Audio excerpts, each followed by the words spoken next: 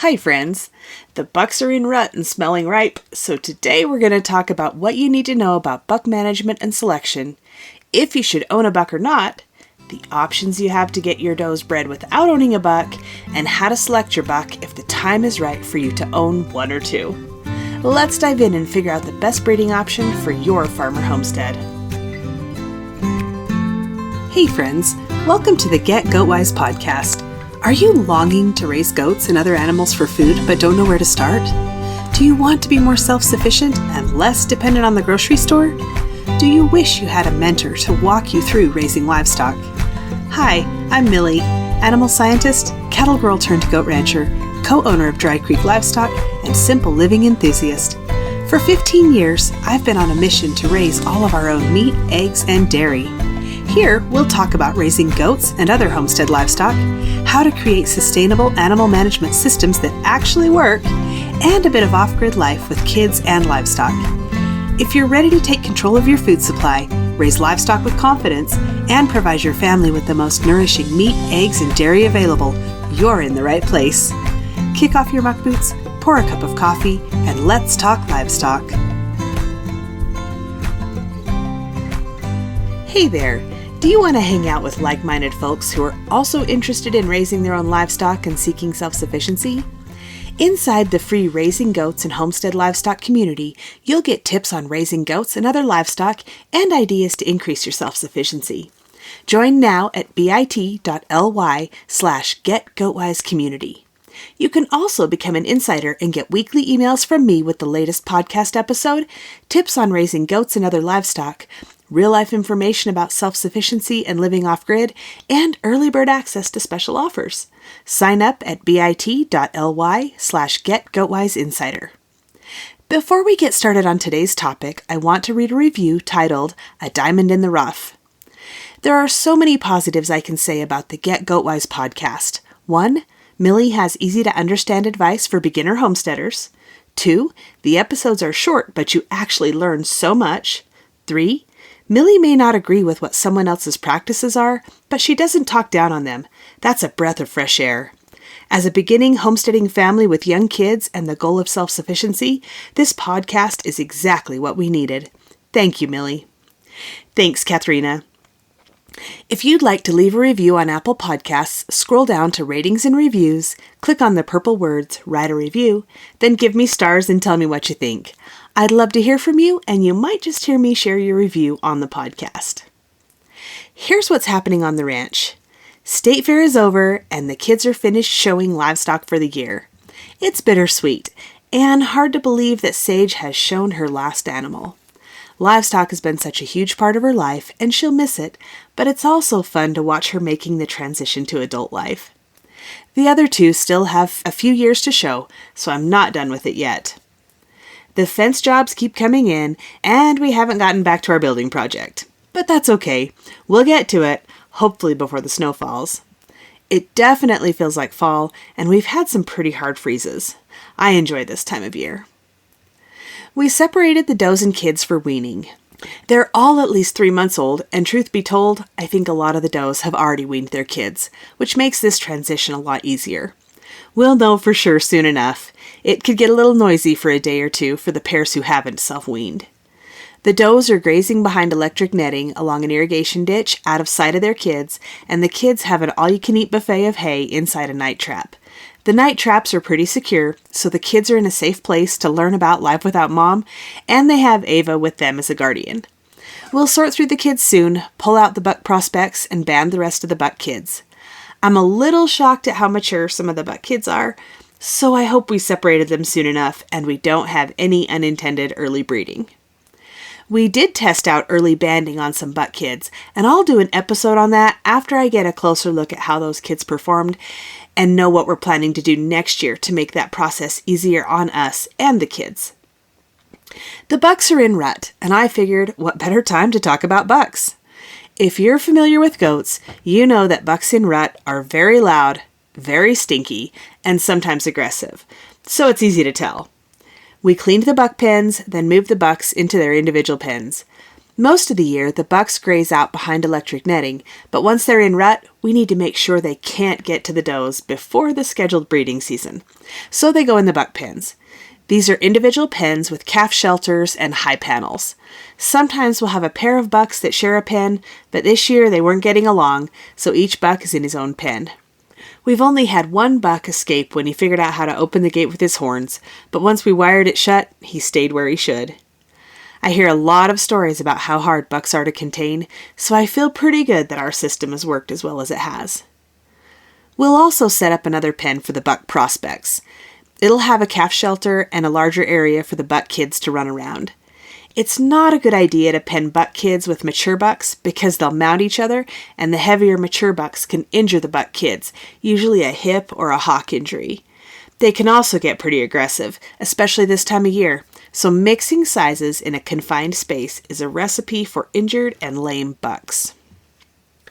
I get lots of questions about bucks, specifically what breed of bucks should I get, how many do I need, and where do I get them? I want to back up a little bit and talk about some important things to consider before making those decisions. First, do you even need to own a buck? I think there's an assumption that goats should be purchased in a breeding pair, and that's just not true. If you're looking to get into goats, set aside the idea of a breeding pair and let's consider some other options. Why would you not want to own a buck to begin with? First, you need pens and facilities to properly manage a buck. They are very different from does, and you'll want to be sure that your buck is contained and not terrorizing your neighbors or breeding your does at the wrong time. Some bucks can get very aggressive, and if you can't keep them contained, they are a liability that could harm someone or something, and it's just not worth the risk. Second, if you're new to goats, you'll learn a lot about goat behavior and handling from your does, and that will better prepare you for buck ownership later on. Third, when you purchase a buck, you'll only be using him for breeding about 4 to 6 weeks of the year if you're on an annual production cycle. That means for the rest of the 46 to 48 weeks of the year, you'll be feeding him and trying to keep him corralled and healthy, and that's kind of a pain. And he needs a buddy during all that time away from the does, so you'll need to keep a second buck or a wether for companionship, plus a way to house them separately if they get aggressive during rut. Fourth, once you've used him for those 4 to 6 weeks of breeding 2 years in a row, if you're keeping your own doe kids to add to your herd, he needs to be replaced because you don't want him breeding his daughters. When you're getting started with goats and doe numbers are small, you'll be looking at 2 years of feed, care, and expense for 3 months of breeding and 21 months of potential trouble owning a buck. So what do you do instead? I would recommend working with a reputable breeder to buy does, and then making an arrangement to either lease a buck to take to your place or take your does back to the breeder for the breeding season. In the big picture, a lease fee for a buck or breed fees and a day rate for each doe, that's feed and care for does while they're at the breeders. That's very small compared to the cost and risks of owning a buck. With the right arrangement, you could probably use a different buck each year and keep more genetic diversity. You get baby goats and you don't have to own a buck. That's a win-win. Of course, there are some drawbacks. You don't want to just use any buck. It's important to either work with the breeder where you got your does or carefully select a breeder that has similar goals and health standards. It's always a good idea to test your does and have the buck tested for common diseases as standard protocol in your breeding agreement. If you work with the breeder who raised your does, the biosecurity side of things is a little bit less of an issue because your goats were already exposed to that environment before you bought them. Artificial insemination is an option to look into if there's a technician in your area that can do it. You have access to all kinds of great genetics and skip the challenges that come with using bucks. Conception rate will vary with AI, so you may still need to use a cleanup buck to settle the does that don't conceive, but it's an option that may be worth looking into for your farm or homestead. We'll cover this more in another episode. I think it's a good idea to hold off on owning a buck until you have 15 to 20 does. In general terms, that's when it starts to financially make more sense to own your own buck, and you'll have more goat experience, so you'll be better equipped to manage a buck. We didn't have our own buck until we had 40 commercial does. I think that was 3 to 4 years into raising goats. And we were still leasing a buck for our show herd right up until we sold those does earlier this year. Back to the questions. What breed of buck should I get, and where do I get them? The breed depends on your goals. If you want to stay with all boar goats, then you'll obviously want to find a good breeder of commercial boar goats and look there for a buck. You may want to do some crossbreeding to improve certain traits in your herd. For a few years, we bred our boar does to a Spanish buck with the goal of improving udder and teat structure, and it worked really well.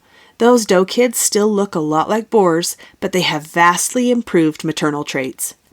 Regardless of breed, your buck will pass on maternal traits to his female offspring, even though those traits aren't expressed in his phenotype. If you're planning to keep those females in your herd, you'll want to ask questions about the buck's dam's maternal traits. Was the buck born as a multiple? And what does his teat structure look like? Even though he won't produce milk, he will pass on his teat structure to his kids. You may also want to explore a terminal cross in a meat goat breeding situation. The goal would be to raise muscular offspring that would all be considered terminal, meaning they would be sold for meat and not retained as replacements. We're looking at this idea, but I want another year to see how the Spanish does perform before making any big decisions here. In any case, you want to look for a reputable breeder that understands your needs and your goals. How many bucks do I need? A mature buck that is an aggressive breeder can cover about 50 does, sometimes more, and this varies by animal and by breed. Play it safe and plan on 40 does per mature buck and watch to see if he's getting the job done. Drop those numbers to 30 or less for a young buck. You can use a marking harness or paste to get an idea of what's going on in the breeding pen. If you want to see what that looks like, I linked an Instagram reel in the show notes with a buck wearing a marking harness. We have gone as high as 60 does per buck and it worked out, but that's a lot of expectation to put on one buck. Right now we have 3 bucks. The plan is to use the boar buck on our mature boar does. Our 3-year-old Spanish buck will be put with the Spanish does and all the doelings. After 4 weeks, we'll take those bucks out, combine the 2 herds, and put in our 2-year-old Spanish buck to cover anything that didn't breed up in the first 4 weeks. This will probably be the last breeding season in our herd for both of the older bucks, so we'll either be keeping a buck or 2 out of our own or shopping around for a couple of bucks. Depending on the breeding rotation, we'll use a buck for 2 to 3 years. Are bucks dangerous? We have been very fortunate with our bucks. None have been extremely aggressive toward people, and most want to keep a healthy distance from you. There are a couple that have made me nervous, and I like to be near a fence or gate if I'm in the same pen with them. I don't turn my back on a buck, and I don't let young kids around the bucks without me or another adult. It's just not worth the risk. The bucks that I was most wary of were usually very friendly as kids or raised as bottle babies. They don't understand boundaries, are not afraid to get in your space, and they like to push the limits of acceptable behavior. How do we prepare the bucks for breeding season? It's pretty simple. We make sure they're sound and their feet are in good shape. Give them a hoof trim if they need it, preferably before they're in rut, and then start feeding them a little extra so they go into breeding in good condition, but not over fat, because they'll lose a lot of weight during breeding season. We'll make sure they have access to quality hay, clean water, and minerals, and monitor their condition for the next 3 months until we start breeding at the end of December. I hope this episode helps you make decisions on bucks, if it's the right time for you to own your own buck, or if you'd be better off to lease or pay breed fees until your herd is bigger. Take the time to evaluate your facilities, experience, and your goals before buying a buck. If you have questions, you can send me an email linked in the show notes, or come on over to the free community and start a conversation at bit.ly/getgoatwisecommunity. Hey there, thanks for listening today. I'm so glad you're here. If this episode helped you or encouraged you in some way, share the link with your homesteading friends. And if you really want to help me out, click on over to Apple Podcasts and leave a rating and a review. You can connect with me on Instagram or email linked in the show notes, and meet me back here soon for more Get Goat Wise.